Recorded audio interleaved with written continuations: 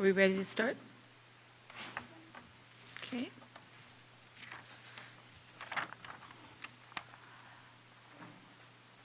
So we're going to start. Good evening. I will call this meeting of the Standing Committee on Government Operations to order. My name is Frida Martzelis, and I'm the MLA for Tabacha and the chair of this committee. Before we get into any other things, I just want to make sure that I recognize the traditional territory of the Inuvik and the Gutchin. And I'm very happy to be here today with my group from the Ledge and other MLAs and see the minister here and other people in the audience. Thank you for coming. The NWT Legislative Assembly's Standing Committee on Government Operations is made up of regular members. The committee can look deeper into official language issues affecting NWT residents. The Standing Committee on Government Operations is now conducting a review of the Official Languages Act. The committee is meeting with the public to hear about official languages issues. The public's feedback will help the committee to make recommendations for changes to improve the Official Languages Act. Our first order of business is to open our meeting with a prayer, and I will ask Elder Lillian Elias to offer the prayer for us tonight.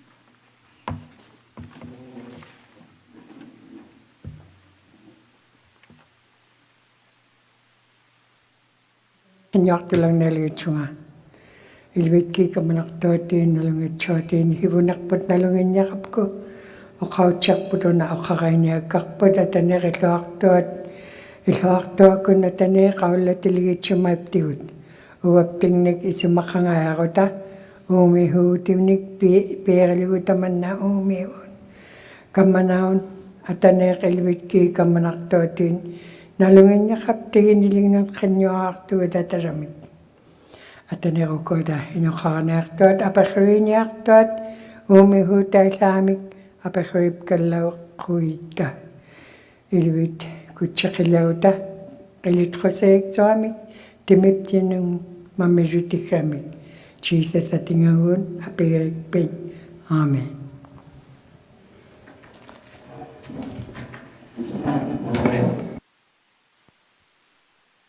Thank you, Elder Elias.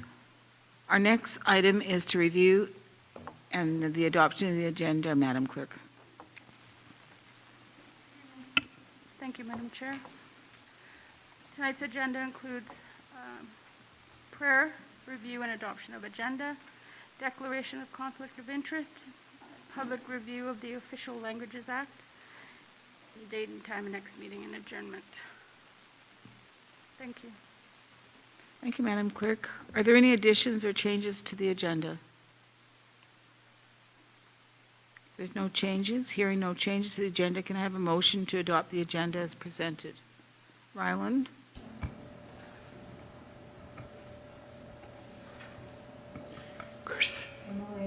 Has moved. Adoption of the agenda. The motion is in order. All those in favor? Motion is carried. Having reviewed and adopted the agenda, are there any declarations of conflict of interest? Hearing none, I would like to remind all members and our witnesses that all comments, questions, and remarks will need to be directed to myself as the chair.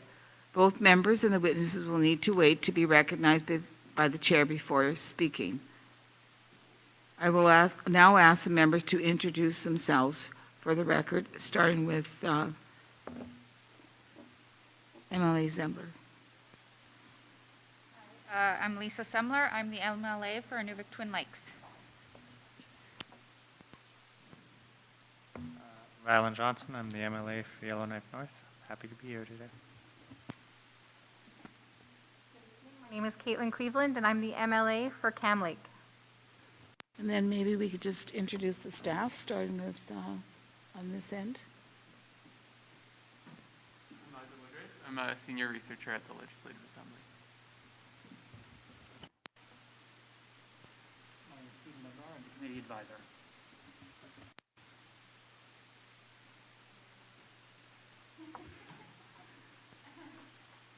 Cynthia James, and I'm the committee clerk. Thank you, members and staff. I will now invite members of the public who are here tonight to introduce themselves and speak to us about any concerns or observations you may have.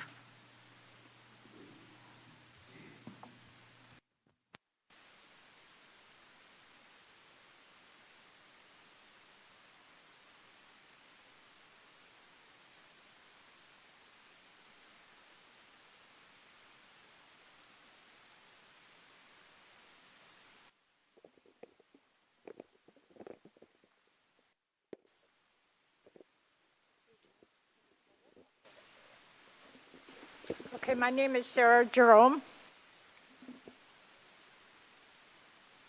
Selena Jerome.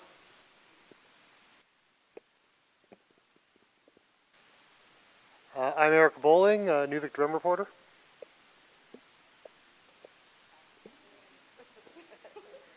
I'm Diane Archie. I'm MLA for Inuvik Boot Lake.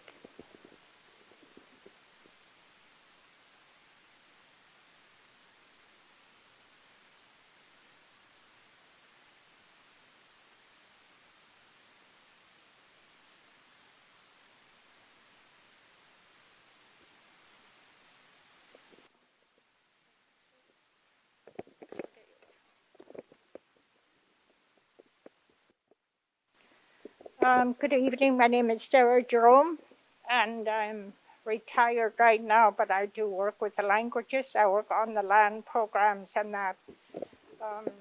But there are some concerns that I have, like about a page and a half.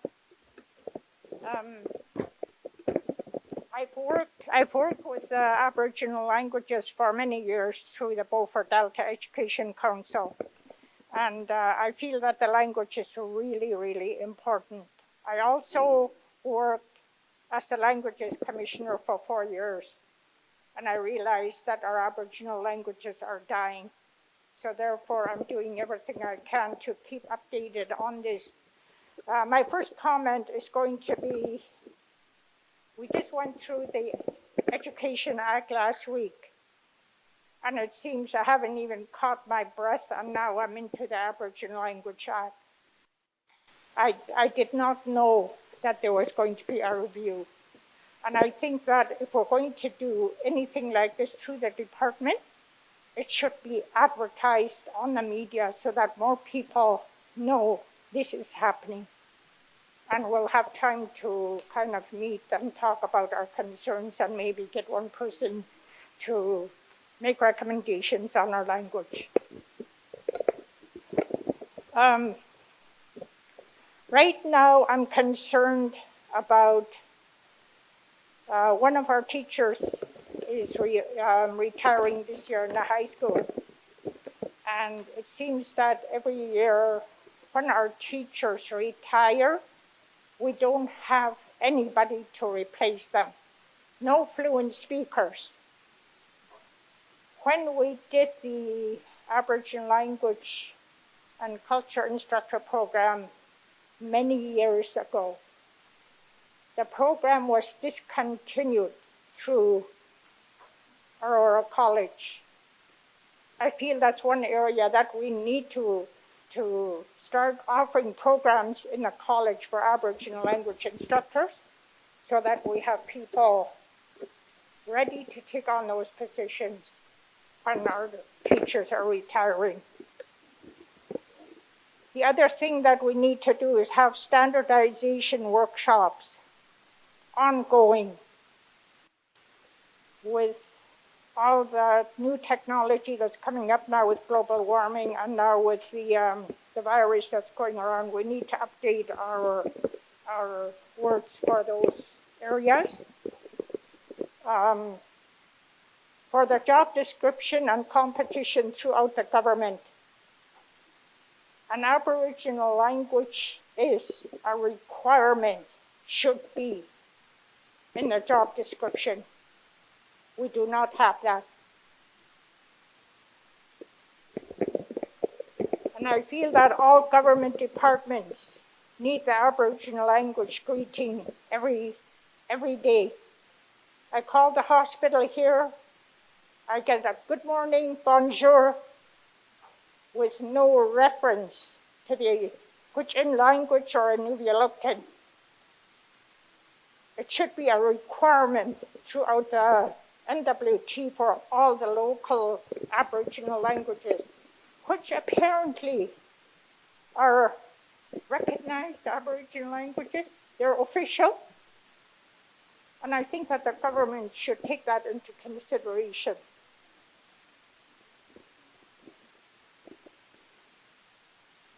Also, the Official Languages Board and the Aboriginal Languages Revitalization Board. I hear those names, but I don't know who sits on it. And we don't get any reports from the department. I was asked to sit on this board about 5 years ago, and that was the last I heard of it.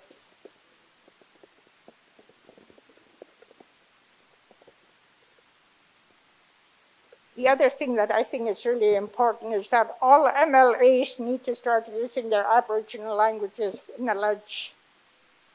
If you don't know your language, then make it your business to find out and start learning. We need to model for our young people as leaders. We need to show that the language is important. I'd like to make a recommendation that the Language Commissioner should be required to speak an Aboriginal language.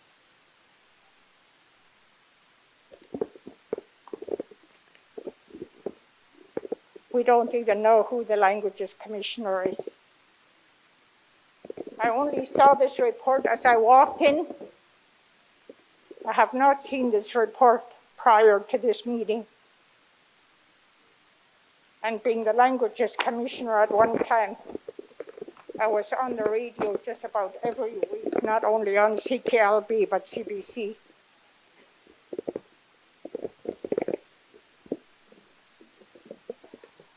Concerning the Northern Studies that's being taught in a school, the residential school section on the grade 4 residential school curriculum, when they were being put out into the schools, I said to one of the staff at ECE, make sure that Aboriginal people, our teachers, are teaching these too.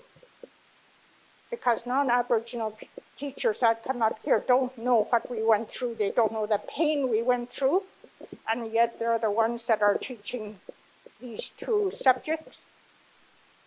And a couple of times I got called in to the classroom during the last week. And I don't know what the teacher covered. I don't know who she had in her classroom to talk about the residential school experience. One of the other things I'd like to mention is, and I did this with the Education Act also, the prayer must be brought back into the school. And I think it's up to the MLAs to really support that. When the prayer was taken out of the Education Act, we have all kinds of atrocities happening right across the country. Also, the Aboriginal language is taught only 90 hours a year. The English language is taught 210 hours. This past week, since last week, I was asked to come in and help with a program that they're doing on geese hunting. I was told at that time that the students that came in had to cover both Inuvialuktun and Gwich'in.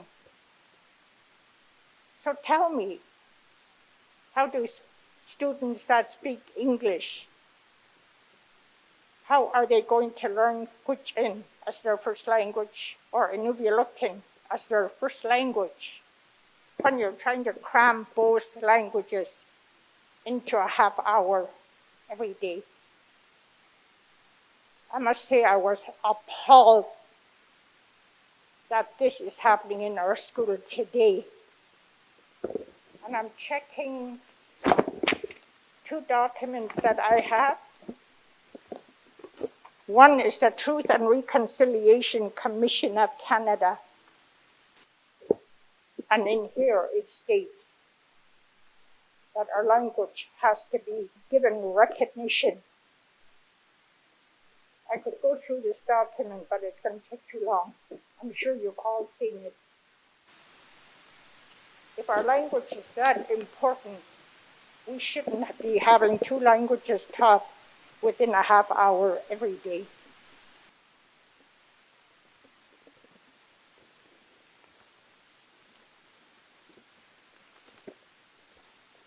So I went through this Truth and Reconciliation document, and I highlighted a lot of areas that I thought were really important.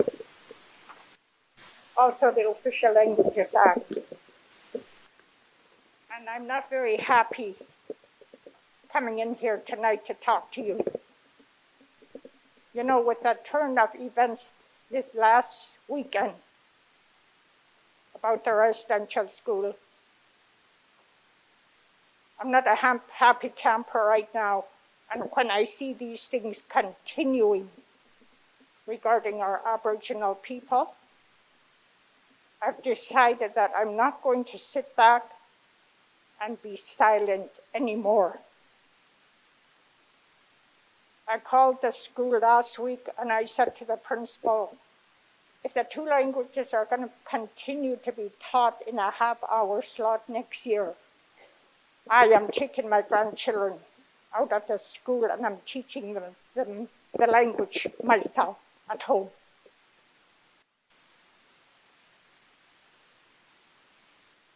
I didn't lose my Gutchen language when I went to the residential school. Thank God my mother never spoke English. Thank God. Every summer for 2 months we were taken back into an immersion program. So drink the heshikенчик, кенихи. Unchik kenihi so kat ini sankwa. I still speak my Gutchen language today, and I feel more comfortable speaking my language, and it's a dying language.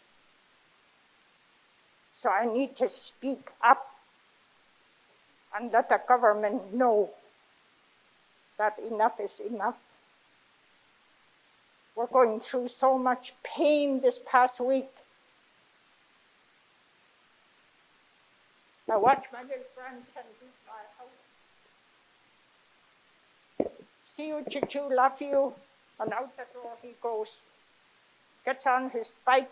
He goes around the corner. As he's going around the corner, he's waving at me.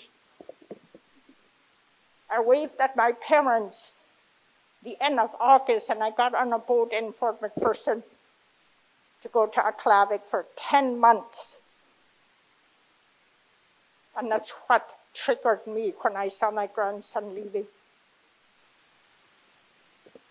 So I'm not a very happy camper today. I'm very emotional because we've gone through so much atrocities on our own homeland. A land where we invited the settlers to come in. We welcomed them. We still do it today with teachers, nurses, RCMPs. And you know what? Whenever I walk down a street, I say hello to people. And some of your counterparts who's walking down there, as soon as they see the color of my face, they don't know me. They walk past me as though I don't exist. I need to get this pain out and make you realize what we go through as Aboriginal people. This language, Aboriginal Language Act, has to change.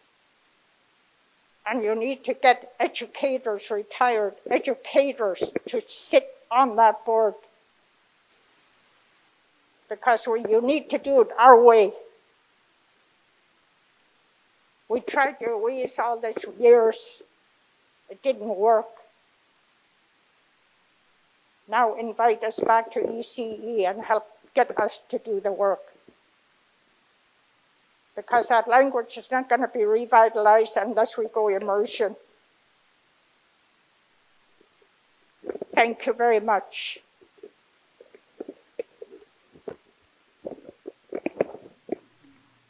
Thank you for your comments. I want to ask any of the members if they want to comment on Ms. Jerome's presentation. Lisa? Thank you, and I want to say thank you to Sarah, and I know you're speaking from the heart, and I know this is some of the discussions that we've, you've raised with me as well, and I agree, I mean, I grew up in this community, and so I know that I don't know my language, and unless I've ever, right up until,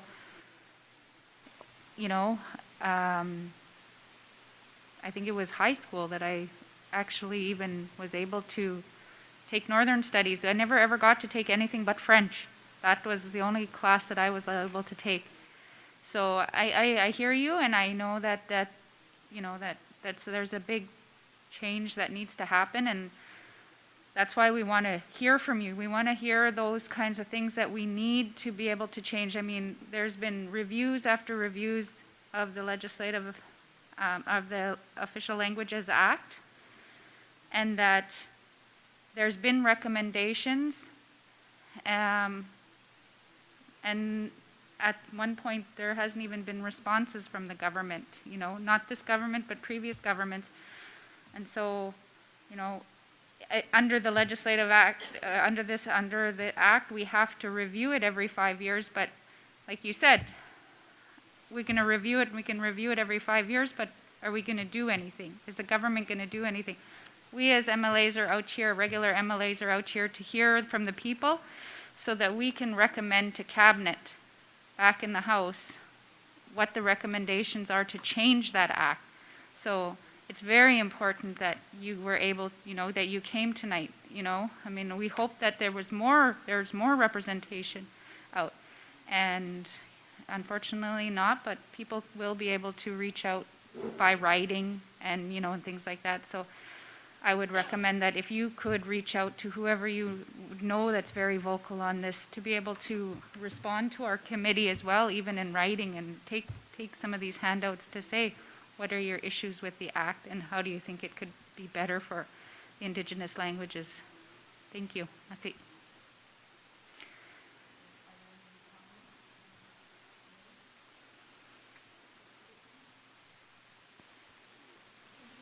Madam Chair, and thank you so much, Ms. Jerome, for your presentation. I really appreciate how honest and how candid you were this evening. I was wondering, you spoke briefly about the, Oh, yeah, sorry. I don't often get told to speak louder, so thank you. I was just saying thank you very much for your presentation. I really appreciate how candid and how honest you were with us this evening. And you spoke briefly about the Official Languages Commissioner, and I was wondering what you feel that the role of the Official Languages Commissioner should be in communities to be a lot more effective and to include a lot more people, because right now we see that a lot of the feedback coming in is from the regional centers or from Yellowknife, and so we want to hear a lot more and see a lot more activity as far as giving feedback to the Languages Commissioner from communities and from small communities especially. So I was wondering if you had feedback for us as to what the role should be of the Official Languages Commissioner. Thank you.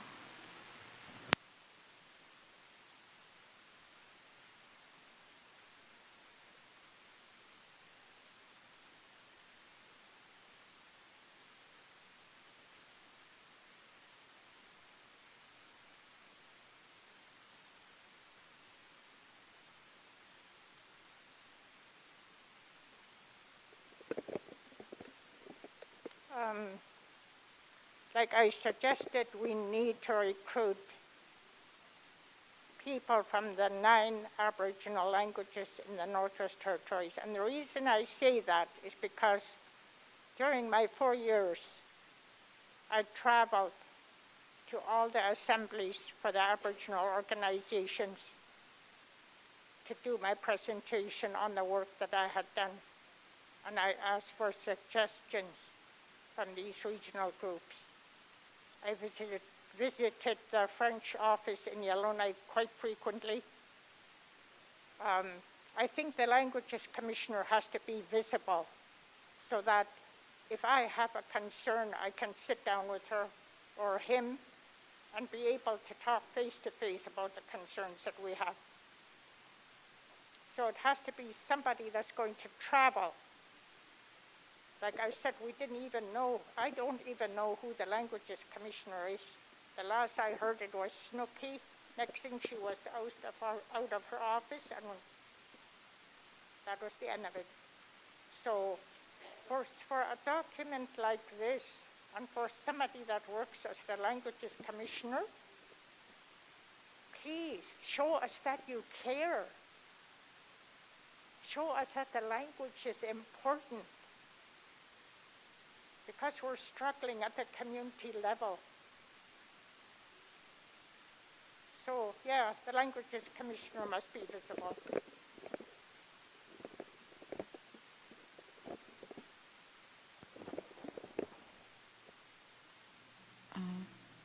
Do you have any comment, Rylan? MLA Johnson? Thank you for your presentation today, and I think similar recommendations were made during the Education Act, that we would need to get serious about immersion, and we need to get serious about, having official languages be the first languages in our school system. I appreciate your suggestions about reaching out to retired teachers and retired speakers and getting their thoughts and getting them into the schools.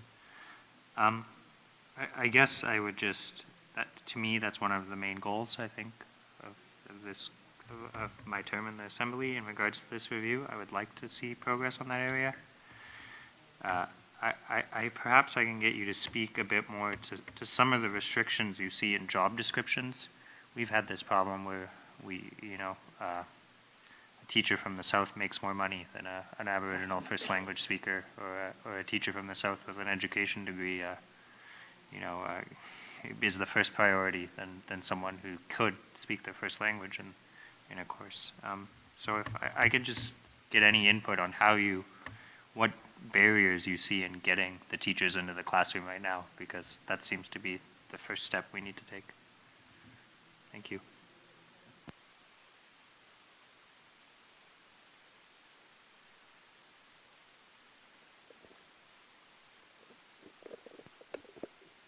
Mr. Jerome? The barriers right now is that the younger generation don't know their language. I think we're the last generation that were taught by the elders. We were kind of like in an immersion situation, so we were able to carry our language forward. So one of the barriers would be the English language is a barrier.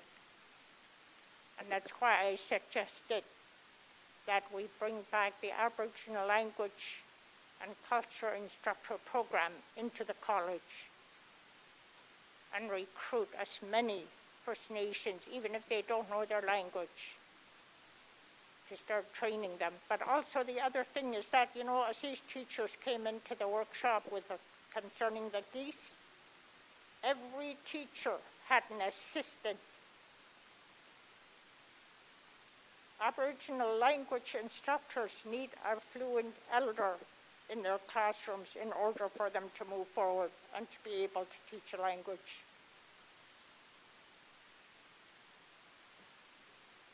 So for the people that were trained in the Aboriginal language culture instructor program, they weren't able to get a job when they graduated. So now, while our language teachers are retiring, I don't know if we'll be able to find a teacher for the high school. It really concerns me.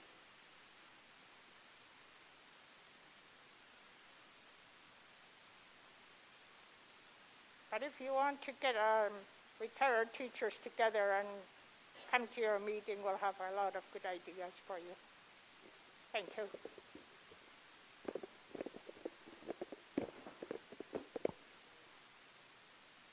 So I get to speak last because I'm chair. As a former chief for 14 years with Salt River First Nation, and as a very strong advocate for Indigenous people at the legislature and all through my life with my father and my family, that was very compassionate, your presentation. And some of those ideas that you have are genuine. They come from the heart. And many times, I've stood up and talked about the HR problem. I've talked about, I've gone over to education and said, you have a language department, but not many people speak the language. Or they have someone else from somewhere else that speaks a different dialect of Cree, and they expect that to be what's okay for the territories. So I could see where you're coming from. I see your compassion, and because I'm just as compassionate about the Indigenous language and the whole culture and HR issues and everything else ever since I've been elected. And it's good that someone in the audience is actually saying that also, because unless you lived the culture, and my whole family has been residential school. I didn't go to residential school, but I went to the federal day school. And my mother and my father and my entire family on both sides are residential school survivors, and they're not with me anymore. But I heard the stories, and it was really hard for me also what happened in Kamloops, because it's you have to actually feel it and see it and lived it with your family to understand some of the things that happened. Because and I'm just so happy that you came tonight to reinstate those convictions that you have, because your convictions are my convictions.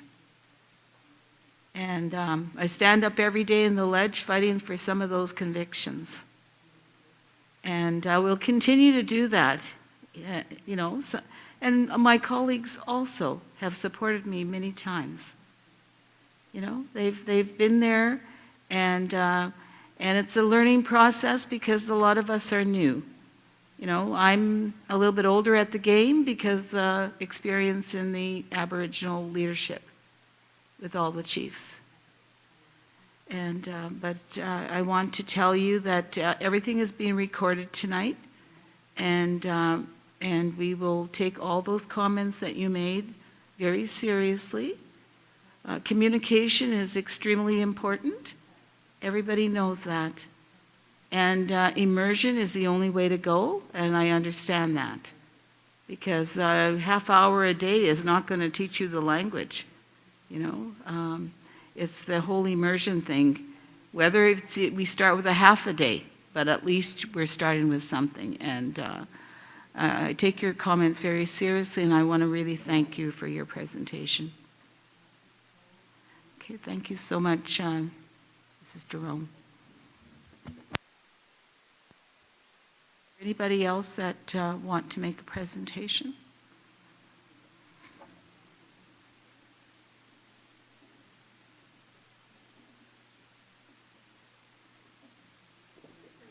Yes.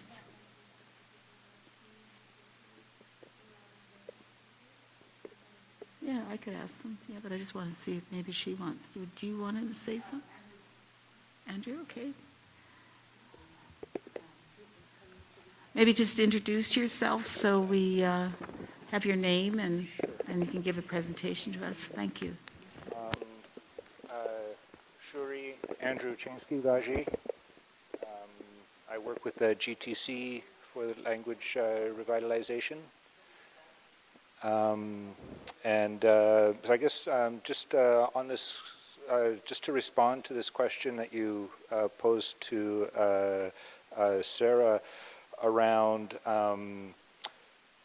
barriers to getting fluent teachers into the classroom. So we've established that, of course, immersion is the best way to go in terms of teaching the language. One of the barriers that I've seen in my 15 years working with languages, Indigenous languages in Canada, is that in order to teach in an immersion classroom, you need to be fluent yourself. So of course, again, as Sarah mentioned, you have to have an elder in the classroom. But the reason why you have to have an elder in the classroom is because the teacher themselves are not fluent. So I guess I would like to turn the question back to you, to maybe you could clarify a little bit how this. It's one thing to say that people have the right to educate children in their own language. That's great. As my mother would say, paper is patient. You can write anything you want on it. But when you, it's another thing to provide an exercisable right. So to say that we can teach immersion, is there a responsibility on the part of the government in order to create teachers who are capable of teaching immersion? Now, you can't send them to Edmonton to learn how to be teachers. That's the half of the puzzle, right?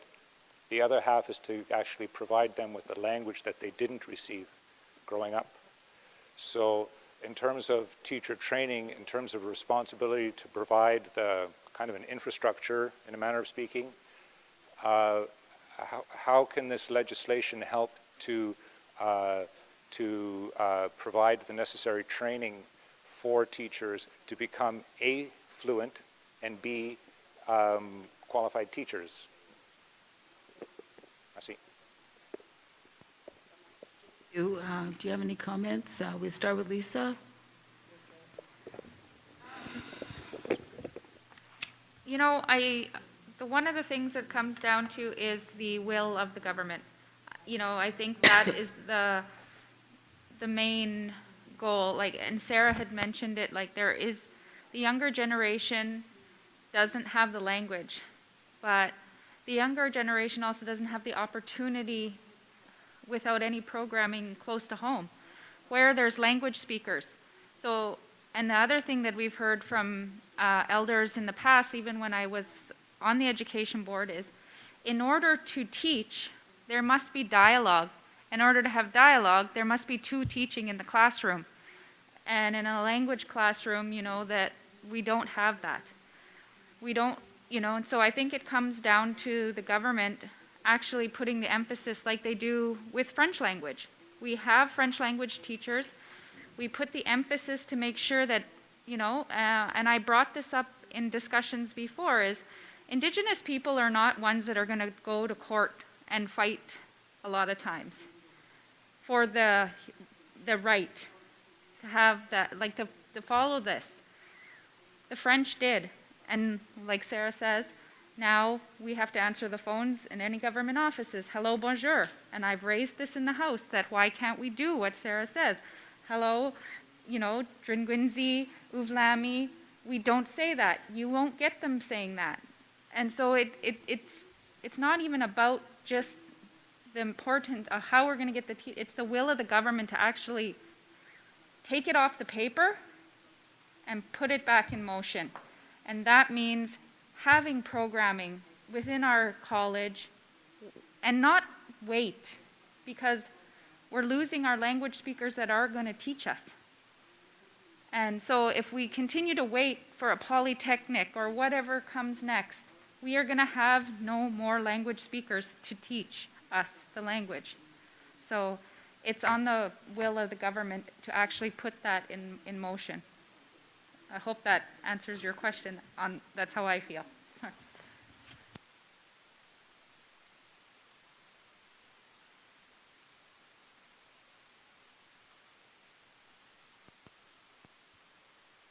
It's just a brief comment in that it really, the last assembly cut the teacher program at Aurora College. I think when you look at the history of a lot of the programming at Aurora College in this area, it has been a loss. And so your point is well taken that, you know, we could probably even put out a job description tomorrow for the high school teacher, and if there's no one to fill it, what do we do then? And can we enforce a right that creates an obligation on government programs? I mean, that's an active debate that we are all having, and I think it's something we're really going to have to look into. It's how we make this official languages act enforceable, because it hasn't worked to date, and I think that's the starting point where this review is at. But I thank you for your question.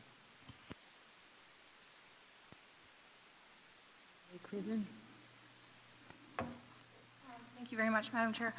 Yeah, and I agree with what my colleagues are saying down the line there. And then I also think there is room to ensure that how we work within the Legislative Assembly also compels the importance of language and how the GNWT works. And we spoke about job descriptions earlier.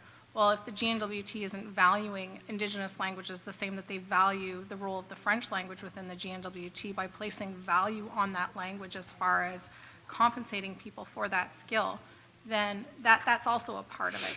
And then another part of it is within the Act, it compels the Legislative Assembly to also offer proceedings and debates within Indigenous languages. And I think it's so important where, you know, we talk all the time in our debates and in our committee meetings about if you want to be it, you need to see it. Well, if you want to speak it, you need to hear it. And so I think it's also important that we keep that alive. And part of that, too, is making sure that the Legislative Assembly has interpreters and translators down the line to be able to fill those roles. And so keeping the legislation and kind of the policies within the GNWT to require that, I think also kind of lends a piece of that puzzle as well. Thank you.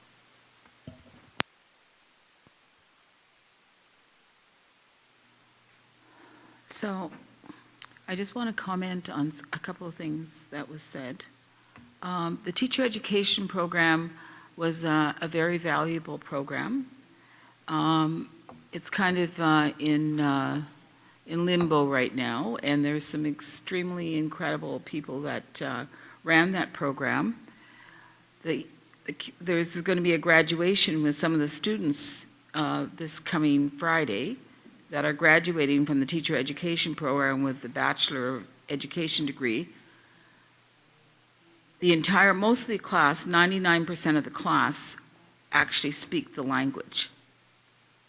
From the Clicho to Slavey to, it's an incredible, you know, sometimes emphasis at when they're doing programming is not looking at the whole picture and future, and hopefully with, I hope that the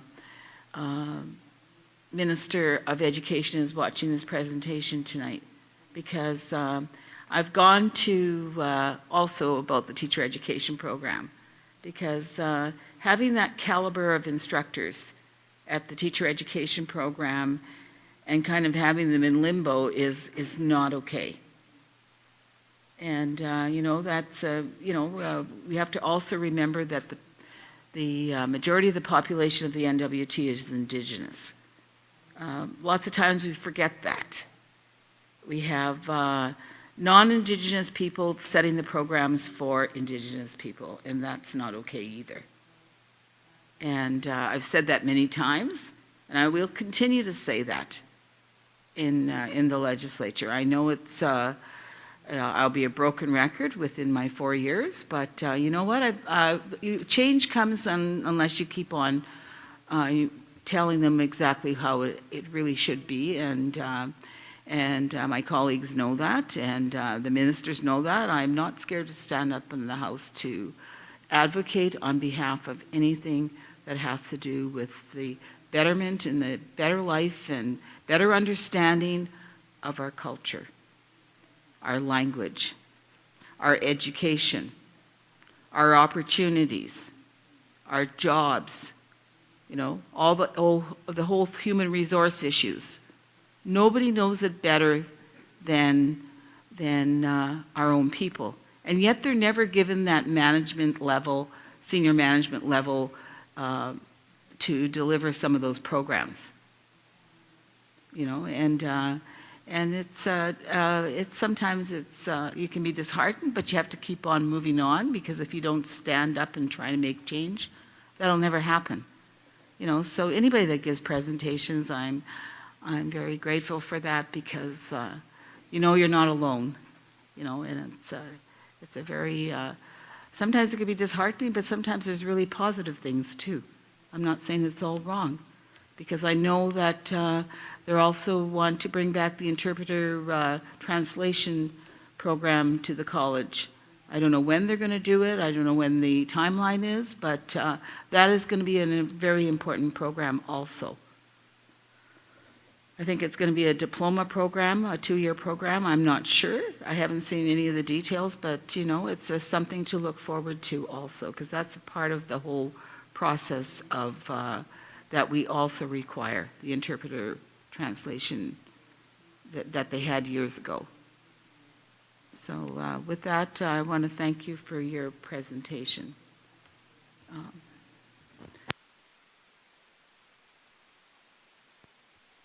To give a presentation?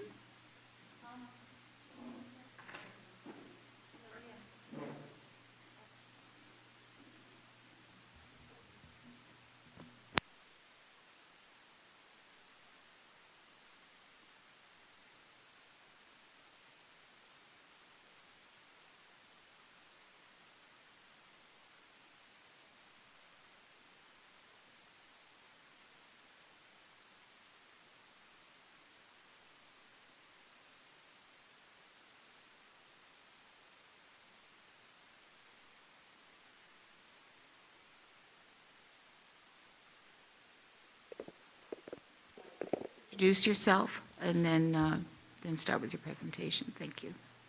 Hi, my name is Selena Jerome, and I'm originally from Fort McPherson. I work in language revitalization, and I just started in January. And when I took the job, for me it was a challenge. And when I got into it and I realized how huge this language revitalization is, it was mind-blowing. And what was really startling was that, even finding a translator for tonight, we only had one person who actually does this work. So thank you for coming out. There's only a handful of translators that we have on a piece of paper in my office. So when meetings happen in the Mackenzie, the Gwich'in communities, there's only so many people in each community that can speak fluently, speak the Gwich'in language fluently. That's what we're struggling with. This is my coworker over here, Andrew. He's the language revitalization specialist, and he's developed 2 textbooks in 2 different Gwich'in dialects. And right now we're in the process of putting it to use with a group of individuals who are going to go through it, a fluent speaker and a mentor and an apprentice. We need more Gwich'in speakers. We need a program of some sort to get more people involved. I know a lot of young people that are really interested in learning the Gwich'in language, but they have nowhere to go. They don't even know where the first place to start. And I know people are trying to go to Edmonton, to the U of A. It needs to be here in the communities. This is where the Gwich'in people are. We have an immersion program at the Children First Center that Andrew started. And we have 9 little Gwich'in people in there who are learning the Gwich'in language every single day. I go into the community and I talk to people and I get the feedback. This program is amazing. My little grandchild, my daughter, my son is coming home speaking Gwich'in. Sometimes I don't even know what they're saying. We need these programs to continue. And what we're struggling with right now is the funding. We were supposed to shut down at the end of June and we found funding elsewhere. These programs should be fully funded by the government because language starts when they're small. They're little sponges, their brains are sponges and they're picking up the language so easily at that age.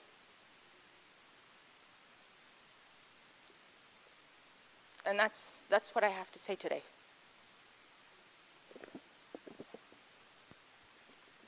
Thank you. Lisa, do you want to make a comment? I thank Selena for her comments and her passion, and, you know, I mean, you're in the right line of work. You could hear it in your voice, the passion that you have, and, you know, I when we look at this in the act versus this, it's how do we get that money and how do we prioritize that money? And you said it. It's like you're running out. We're always running out of funding because it always ends up being, you know, and this is what we'll hear from the government is, yes, we as Indigenous groups and people, you know, we say we want to do it ourselves, you know, so we give them NGOs money. The government gives NGOs money, but they never give enough. But you have different things happen and it's endless pots of money, you know. So, I mean, and you've both worked in government and you've probably seen that endless pot of money for something, oh, they screwed something up here and then we just got to pay for it and we need more of this and we just pay for it. But when we think of the NGOs running a program like this language program, it's probably $150,000 just to run that program. That's one, or, you know, it's not, you need to up these.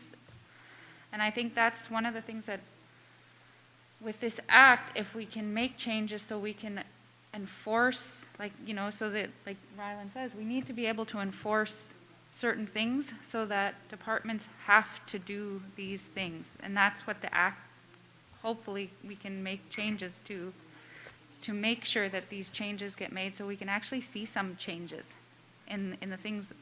And it's not very, like, sometimes you think of it, it's not very big things. It's about funding. Yeah, that's big, but if federal government needs to cough up money, you know, they took our language away from us, so they need to pay for it. And we've learned that this week, better, you know, as Indigenous people, how much we've lost. So I thank you for your comments. Emily Johnson?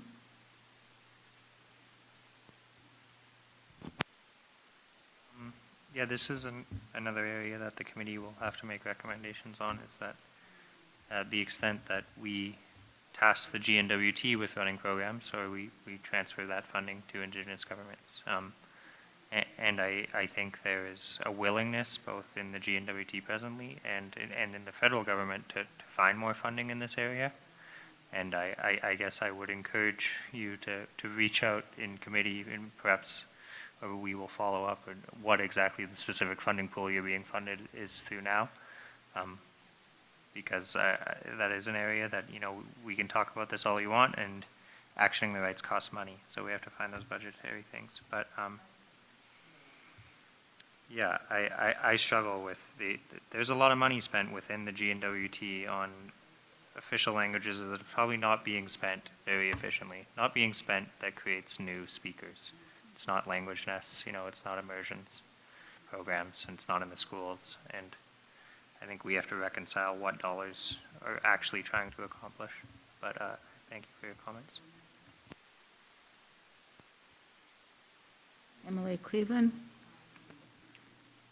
Madam Chair, no, I really appreciate that, and I appreciate your words, and I think that from my conversations with the Minister of ECE and staff involved in Indigenous language revitalization has been a real push to empower communities to create their own programs. And I think where my questions lie is, you know, when we first started and we went through our first budgeting series, we asked for more money to be put into Indigenous language. And in the same year, the federal government released hundreds of millions of dollars for federal funding for Indigenous languages.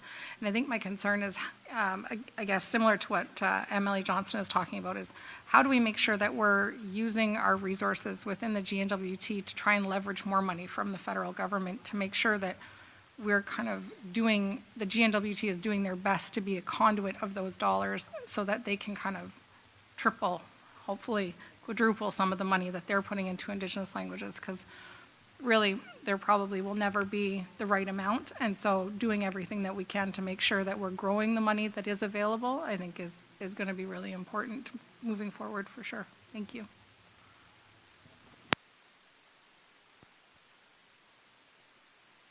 So being at a First Nation, I know that there are certain amounts of monies that are transferred to the First Nation for Indigenous languages by per capita of the amount of members that you have in the band or your group or whatever, and it goes. We have that, okay, and also in the Head Start program. With our Head Start program at the Salt River First Nation, what we did was actually have two Indigenous people there at the time, one speaking Cree and one speaking Chip, because those are the language in my area. So, and that's the best time, because the kids were singing in their language, and they did incredible things, like you said, and I know where you're coming from. I think some of the fallback, the shortfall is, and with all due respect to the French language, because it's an official language also of Canada, but a lot of the funds, they get a lot of funding for French, okay, throughout Canada and including the Northwest Territories, and the same kind of funding has to go to the official languages of the Northwest Territories. And until we advocate for that, we would never get to where we want to ensure that we are able to do all those things that we want to do with children, and like your children are going to this amazing program. And I know in the Head Start program, and when they started even with the junior kindergarten, a lot of our kids went to junior kindergarten, and now they're losing the language because they're not going to the Head Start program, where they could get the Indigenous language at such an early age, at age 3 and 4. So those are some shortfalls that have happened, and things that happened, and we were very much, we wanted to make sure that the Head Start program still exists, and it still exists, but not to the extent that they're funding the junior kindergarten, and took a lot of some of the programs in the schools away in order to subsidize this junior kindergarten. Like, there was a lot of things that were done, and it's a positive thing now. I take that, because I know of a lot of the children that go there. It's a very positive thing. But at the beginning, a lot of the kids go there and they're not going to Head Start anymore. So, we have to decide on how we're going to funnel to make things easier for our children, especially the Indigenous children, to bring them up to those standards of revitalization, especially of languages. And that's a big task, but you know what? I hear what you're saying, and you're also welcome to give us a submission, anybody here tonight, a written submission of how you felt. I'm sure that our staff would make sure that you get the address that you would send it to after we're done. And with that, thank you for your presentation.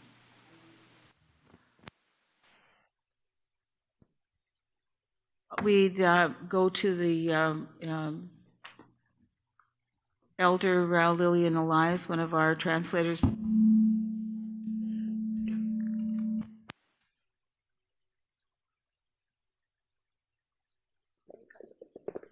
Making too much noise already. My name is Lillian Elias, and my Inuvik name is Panigapaluk. I taught in the high school, and I taught in assisting at the Samuel Hearn, and at Sam School, I should say, not Samuel Hearn, I was teaching there. Anyways, today I'm an interpreter translator. I know my language fluently, and I'm one of the last ones, like Sarah said, one of the last ones to be speaking fluently in my language. And she was talking about people passing or quit, they retired from teaching. But you know what? Retiring is not, I didn't retire. I'm still working, interpreting, translating. I started when I was about 16 years old. I used to interpret for elders that needed interpreting for going to see the doctors, the government, and things like that that they didn't know how to, they didn't speak the language, I mean English language. But all over the years, looking back, all the way back to 60s, 65, but 83 was the most promising to be teaching the young people Aboriginal languages in Inuvik. And when they put that up, we're not the fighters. We don't go up and tell these people of what we think of what they're doing. I think we were scared of them. The government, the people that are looking after the students learning. Because a lot of times we want it differently. We want to run the organization or teaching differently, but we just couldn't do it. We couldn't do it. None of us could. Because of our jobs, because of the way we are, and the way we were brought up, never to fight people for things that you want done. And that was a poor way of doing it, but that's the way we were. We were under the government of Northwest Territories, wherever. We had to listen to them.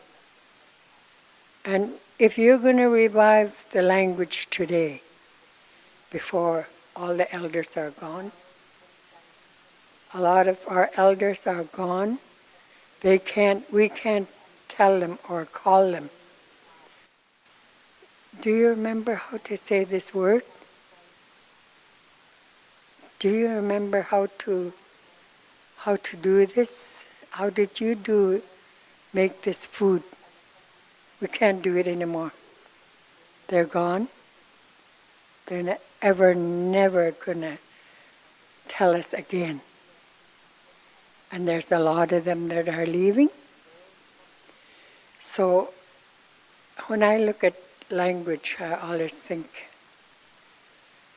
somebody please get out there and start working on our languages today, as of now.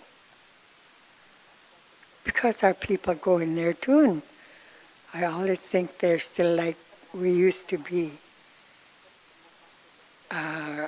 some time ago. Even if we become the head bosses, top jobs with the government, we're still scared because we need to listen.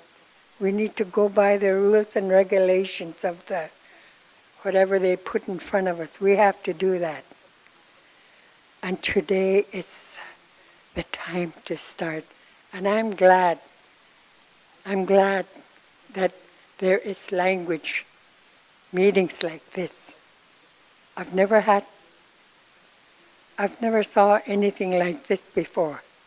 Who's very concerned about our language today.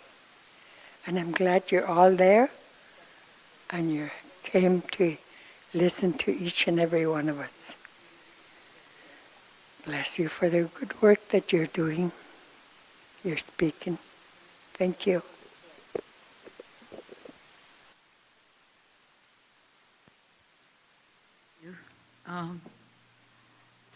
Lisa, you want to just make a quick comment, please? I just want to say thank you for that, Lillian. Yeah, you know, I mean, really nice. I said to my clerk sitting here, I remember Granny saying the same thing. You listen to the RCMP, You listen to the doctor. Yeah. You listen to the government when they tell you, because that's just ingrained in our elders, that you just don't talk, you don't fight them. So, and, you know, when hearing you say that the government came in and changed the way that we were teaching our kids in the school because they knew better, is just another instance of what is being done to Indigenous people to take away their language and their culture again. So thank you.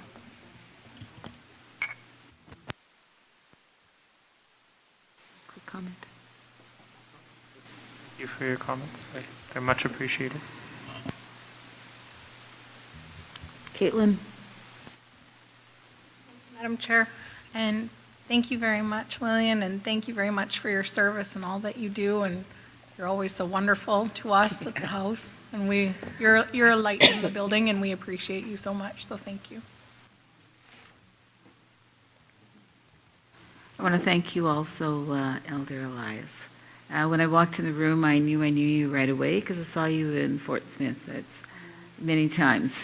And you know, you're so humble, and I know you have a lot to offer. And I think sometimes, you know, the suppression that was happening to a lot of our elders in the earlier years is unacceptable. And I understand where you're coming from, but you're so positive. And you know, sometimes you're hammering away at something and you think, oh, is everybody going to listen? And you know what? The way you brought it forward was incredible. And I want to thank you for that.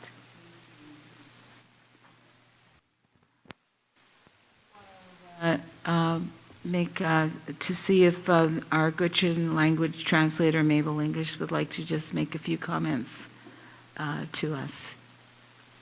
Would you like to do that?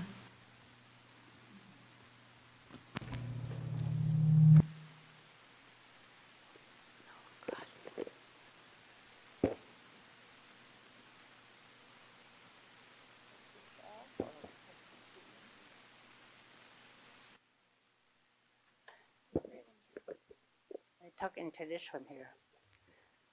Well, my name is Mabel English, and I've been working as far as I could remember. I only talk Gwich'in when I went to school, and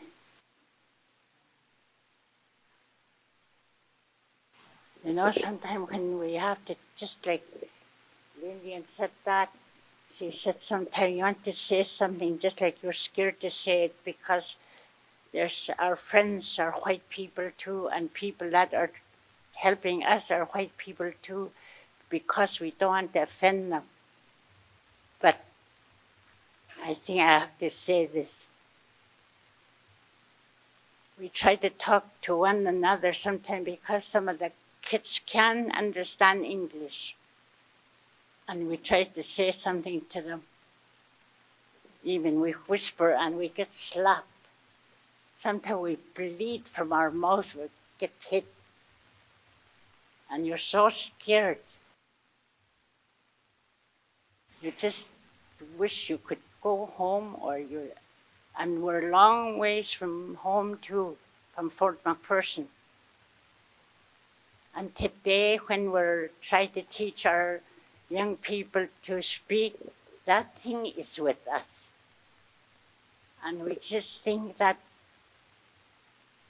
oh, you know, just like I teach those little babies to talk in Gwich'in. At that children's first, they come to me and they say, did you, drink easy? And then they sing me, you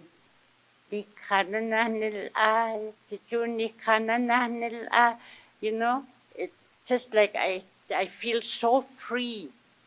I hear them talking like that, I just go back in and I hug them and I kiss them. I tell them good night and see you tomorrow. That means I'll see you tomorrow. And it feels so good. And I just feel I want to teach. And there's my boss right here sitting beside me. And I teach him how to speak the language. And, I feel we laugh quite lots of times.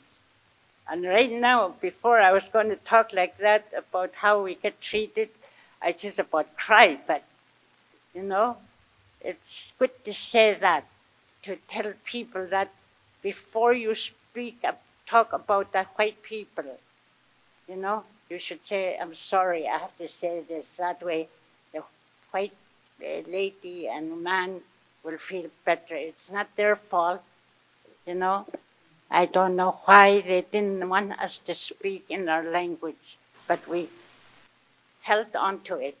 And once we're home, we never talk in English. And that's why today, I don't know what all those marmalade words, those big high words I cannot understand. My friend, I went to Yellowknife and lots of women there is native women's meeting. And this lady came up and she started talking and telling us what they were there for, and she was using this big high-class word. And she stood up and she waved at them, and she said, yes, just say it, she said.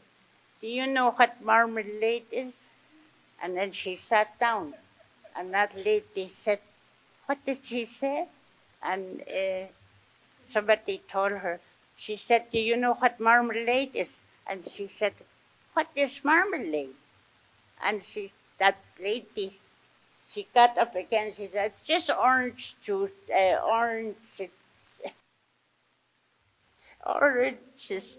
You make marmalade out of jam. Oh, is that right? She didn't even know marmalade was just a fruit. You see, that's how I am. If somebody talks real high-class word, I don't know what the heck they're talking about. But anyway, I'm just so happy, even though we're not very many people, we could go home or we can tell other people that, Right now I'm thinking I might even go on CBC and say this, people came here to help us and tell them what we need to go on and keep teaching our children the language. Just don't be scared anymore. Just do it. Say it and get over with it, And then we'll get help. And keep bothering them. They say $1 million. A Klavik, McPherson, Ichikachik, and Inuvik. That's good in language. That $1 million is not enough. Or is it? No. Could you tell me if it's enough?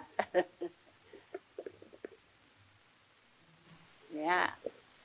We have to get more than that.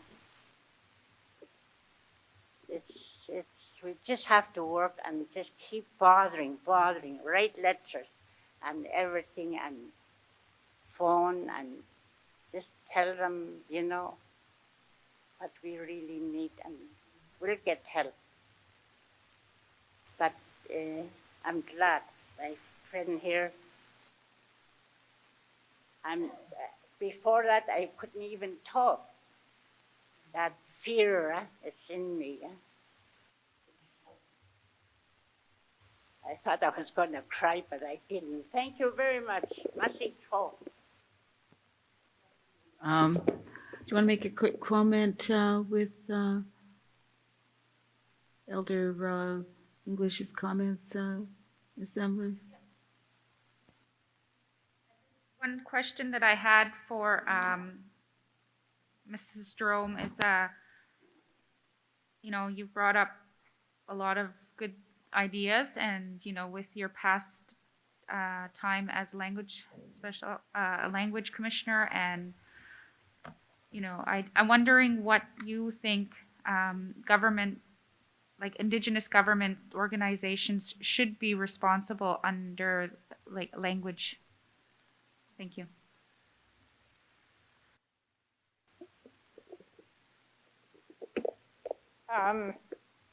One of the things that we did when we were meeting with ECE a number of years ago on this Official Language Act was the budget.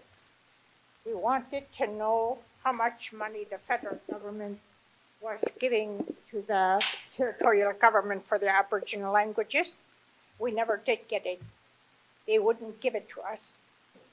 So I feel that with the First Nations organizations, maybe what we need to do is to apply for money directly to the federal government and to use that money.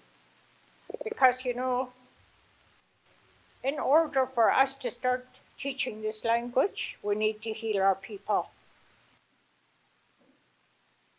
When you have grandmothers today that went through the residential school and were punished for speaking their language, there's no way they're going to teach their children or their grandchildren. Look at this. Nobody's going to come in here and talk about the Aboriginal languages when they were punished for it. So we need to heal. And I think if the Aboriginal government did get that money, and if they put me in charge under the GTC, you know what I would do? I would go immersion. I would take the kids out on the land for that 90 hours in September and just get them into an immersion situation and just speak only the language to them. Because that's the only way they're going to pick it up. And I say this because when we first started with the languages back in the 70s and 80s, we had an interpreter-translator training. And that was to standardize the languages. We also had a language bureau. All that was shut down.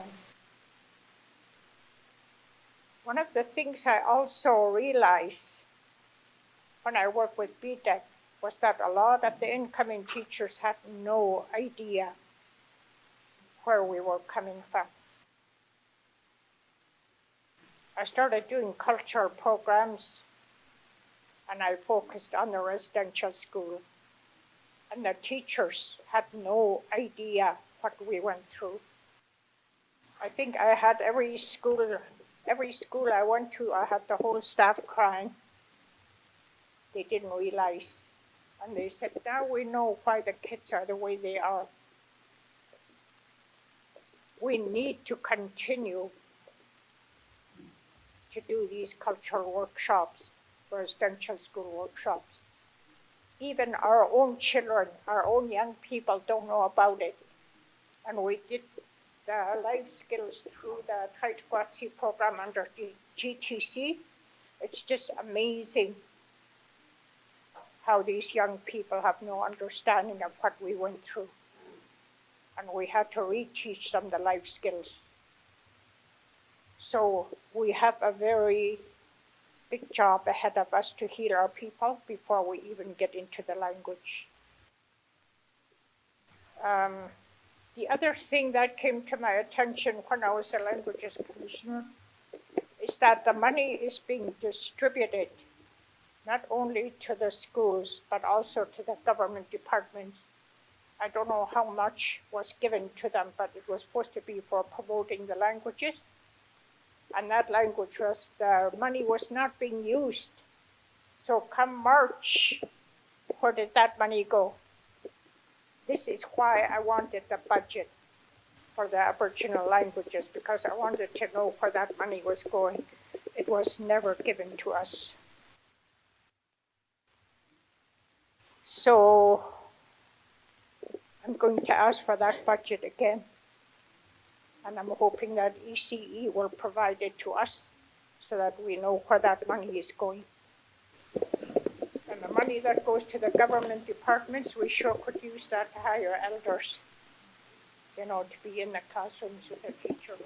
But I just wanted to read something out of this Truth and Reconciliation. The Canadian government and the United Nations Declaration on the Rights of Indigenous Peoples.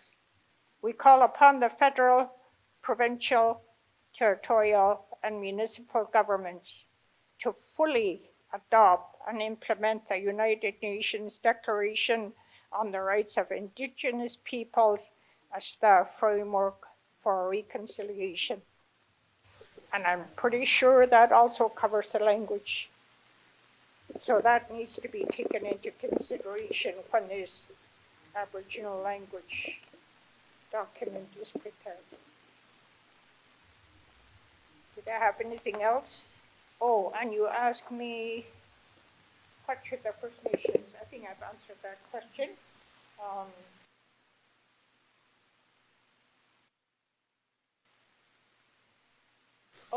The other thing was that back in 1971, when I was teaching in TAC, I had to go over to Rankin Inlet to learn to speak Inuktitut.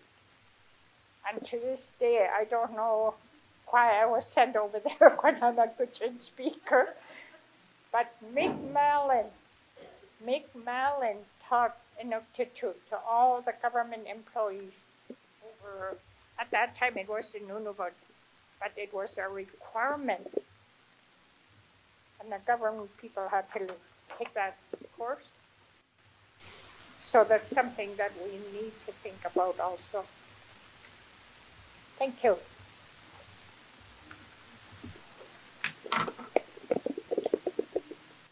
Any other comments?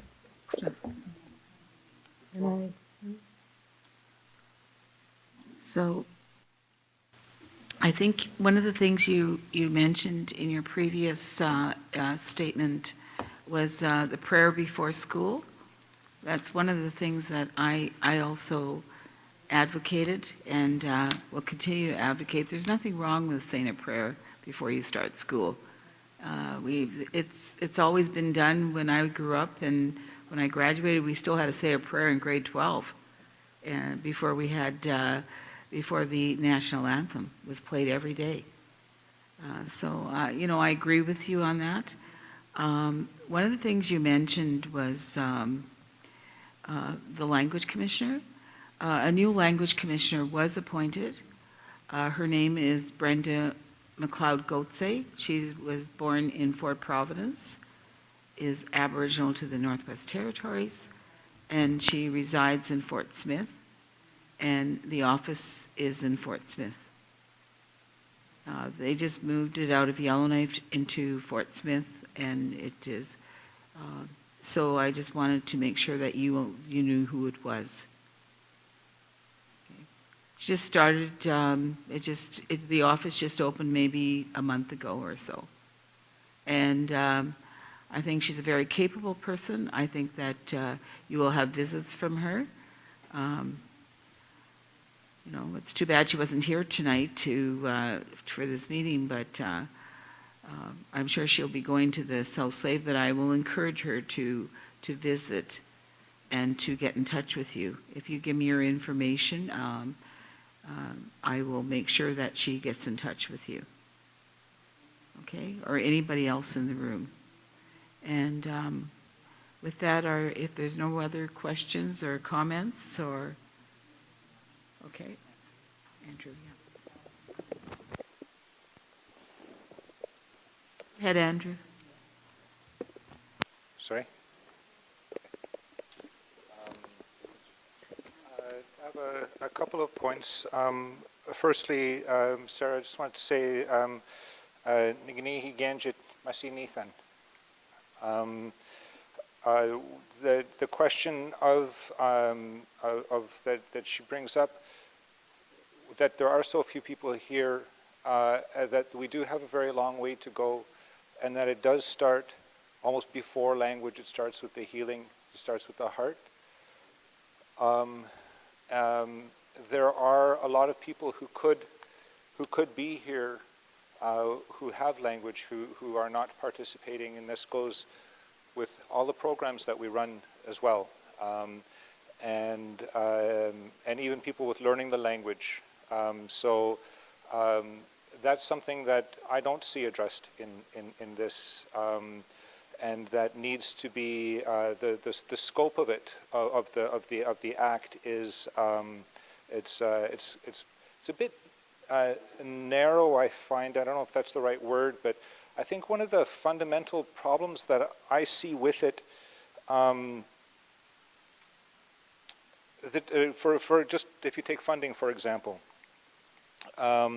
it talks a lot about access to language through translators, through interpreters, through translations of documents, but it doesn't really say a lot about funding, for example, about consistent and sufficient funding, about the timing of funding. For example, with our language nest that we have running right now, we have applications in for funding, applications that were in a long time ago. And it could very well be that we have been approved for that funding, or that we will have been approved for that funding. But we won't find out until the fall if we got approved in April. You know, I mean, you need to be Doctor Who in order to figure out how to make this work, because we need to be able to pay our staff in order to continue running through the summer. But we don't know if we will have the money in October that we were supposed to get in April. So we have to close down in June. Our staff are not going to sit around waiting to find out in September if they have a job. So they're going to go out and find new work. And so then in October, when we get April's money, we're going to have to recruit, train, and start with new staff who don't have the experience. And so we're being forced to reinvent a wheel that we were in the middle of riding on.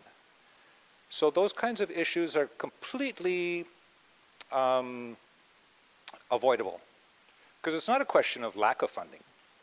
It's some sort of administrative thing where the deadline for the funding application is in February for funding that comes in April that we find out about in October.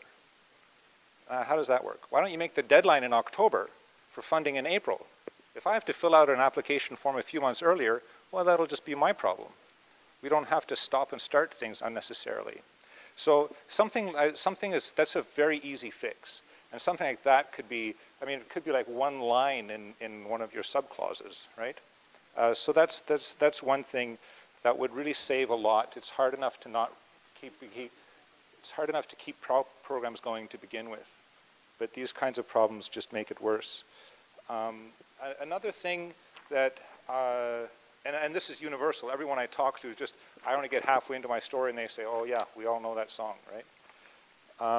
Another thing, when it talks about the Aboriginal Languages Revitalization Board, looking at page 17, point 31, it says that the Aboriginal Languages Board may review programs and initiatives of communities, government institutions, and other institutions that promote and revitalize languages, to look at the effect, and they may advise, and now, so in the process of reviewing initiatives, this is my understanding, in the process of reviewing the initiatives, the board may advise and make recommendations to the minister with respect to any matter within its review. So the way that reads to me is that this board can look at the initiatives and then get back to the minister about the effectiveness. Is it the effectiveness of the initiatives, or is it the effectiveness of the legislation or the policies around the legislation? Because that's another thing that seems to me a lot of the sort of checks and balances in here seem to be self-serving, in that it's the government who is trying to make sure that its policies and regulations are effective, which is great, but what does it actually do for the languages that are being taught? The effectiveness of the programs of the languages that are being taught. Now, you can't make up a set of rules about how to teach the languages that everyone has to follow. I understand that, because people need to come up with their own programs to begin with. But is there anything in here that helps to make programs more effective? Something to do with the training of the people who develop the programming, for example, or the provision of resources, in either financial resources or the sharing of resources. So, as Selena mentioned, we just made a textbook, right? We can keep our textbook and we can keep it for ourselves. We don't have to share it with anybody. But we built our textbook off of a template that was developed in the Okanagan, that was then applied by the Vantat. And now we've applied it to 2 of ours. So by sharing those resources, we have been able to save a lot of time and money. And within 1 year, we were able to develop 2 textbooks. And they're pretty hefty textbooks, in my humble opinion. So, if there was something in here that could help to minimize the reinvention of the wheel that everyone keeps complaining about, there's something that would maybe encourage people to share the resources. Maybe that's something that the language commissioner could be. Maybe it could be an office, because the language commissioner, their scope is so massive that arguably it's going to be impossible for them to do anything of any actual value on the ground. Because how do you deal with all of Canada's problems simultaneously? You can't. But if there was something in there that would make it, what if they were like a repository, for example, of resources? So if I had my language and I said, we need a textbook, we need a dictionary, I could call the language commissioner and he'd say, here's some software, dictionary software. Here's 5 textbooks. Here's a bunch of early readers. We got in touch with some textbooks, or there was children's books that were made in Nunavut. Really nice children's books. We asked Nunavut, or the publisher, who is in Toronto, can we use your textbook, or can we use your little storybook? And it's like what? It's like a 20-page book with like cute little pictures of kids fishing, right? Can we use that and put our own language in it? Oh, absolutely, no problem. It took them 5 months to get back in touch with me, and then when they did, it came with a $20,000 price tag. From them to send me the PDF of their book so that I can erase their language and put in mine. And that's what, like 2 pages per page, right? It's like a little children's early reader about fishing. So if there was something that could provide everybody with an immediate resource, so that I could take a Cree book and I can turn it into a Gwich'in book, that could be, maybe a something.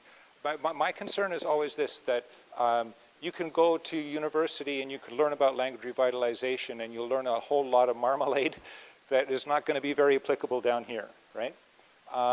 You could go to, and then you can come up with all kinds of regulations and institutions that are all very self-serving in that they're very expensive. We teach you a whole lot of things about the things that you want to know, but we don't teach you the actual things you want to know. In linguistics, there's this term, it's the distinction between language learning and language acquisition. Language learning is I go and I learn about the language. I learn about subordinate clauses and past tenses and morphology, right? And then language acquisition is I sit down with you over a cup of tea for 3 hours a day, and you talk to me in your language, and I learn how to communicate in your language. So there I'm learning the language as opposed to learning about the language. And a lot of what this sounds like to me, it's a lot of stuff about the things that refer to the things that pertain to the language, which doesn't actually help kids to walk home speaking the language. So Yeah, so I just wanted to bring that up, that in terms of the changes that can be made that actually make a positive effect on the ground for people to learn the language, as opposed to changes that we make to the way that policies are created. Right? Okay. Merci. Lisa, do you want to just make a comment? I thank you for your comments, and, with all of the information that's being provided here, this is our very first community that we're going to hear from. So we're going to be going throughout the territories, and I think it's very important to get the aspect, especially from, with the programming that you guys have been running and the work that you've already been doing. And I think it's important that it's on record in our report. And, I think, so yeah, I just want to, take all the information in, and then, once we have all this information, we're going to hear, and I'm sure we're going to hear the same thing in different communities. But, I hear you, like when people like Selena says, we're going to go down to Edmonton and take all of this, learn to teach about, and it's like, but we have nothing at home. And that, so that's why we're going to lose it, because we can't talk to each other. So even if we're going to go down south, who we're going to talk to? And that was one of the things that we heard a lot of parents, they pull their kids even out of, when you look at French immersion, some of the kids that are in there until about grade 4, and then they pull them because they can't talk to them, they don't understand what, and they can't help them at home. So unless you're teaching the whole family, it's very hard to keep another language. So thank you.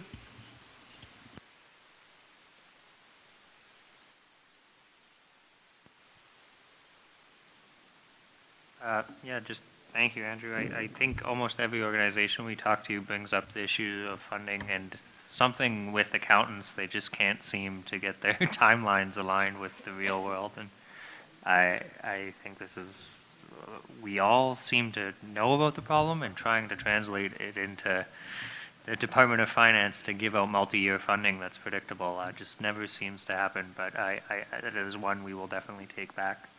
And similarly, when you read this legislation, I think it has that same problem with lawyers. We can write clauses and clauses, and they just don't seem to yet get into what people need on the ground. And I think that is what we are trying to reconcile with this act, is it's just there's a disconnect in what is written in this legislation, and it doesn't provide people a right to educate their children in their Indigenous language. It provides a right to get an interpreter through a series of mazes at the GNWT, and I'm not sure that's creating more language speakers. And then I guess to your one of your other points there was about resources. I think that's a very easy recommendation for us to take back to the commissioner, and we're going to meet with the commissioner soon, and I have faith that it's a great idea. They should be putting together resources and sharing them, and we can kind of create that library. So I'm hoping that's probably an easier win than getting lawyers and accountants to change their doublespeak. But thank you for your comments. Comments? Madam Chair, and thank you very much for bringing us more information and for sharing with us from your firsthand experience as well. One of the things I found interesting was the previous languages commissioner, when speaking about the Act, noted that the Act didn't speak to education or promotion of languages, which now I have learned is referred to as language acquisition. And so I really appreciate that, and I find, I guess, peace in the unity of what she is saying and what you are saying as well.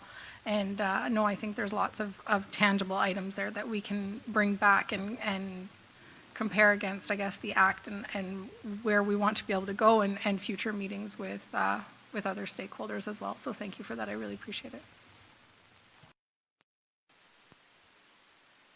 So some of my closing comments is that, it's nice to know that there's a group in the territories and in our first meeting, our first public meeting, thinking out of the box. Because, you know, many times government has all these policies. They expect you to follow the policies, but they don't think out of the box. And a lot of the solutions that you gave are very simple. Very simple fixes. And, you know, many times I bring this up because I think, gee, you can't think out of the box. Can't you do it this way? Why does it always have to be with policy? It's, you know, it's an easy fix. And many times, you know, when you come out of, because I've never really worked for government, been in the private sector all my life, and think differently, because if you don't work really hard and know what you're going to be doing, you don't put food on the table. So, being of Aboriginal descent, you know, you see all the problems. And even myself, I did not learn the language because my father wanted to make sure that every one of us made it. They both spoke the language, my mother and my father. But they never taught us the language because they wanted to make sure that we did well in school, to excel. And every one of us have done well in whatever we decided to do, but we also lost the language because of that. I can't blame that on anyone else, but my father was a very strong Aboriginal leader who started the first Aboriginal organization in the Northwest Territories in the community. And but he refused. He did not want us to learn the language because he wanted us to excel in school. And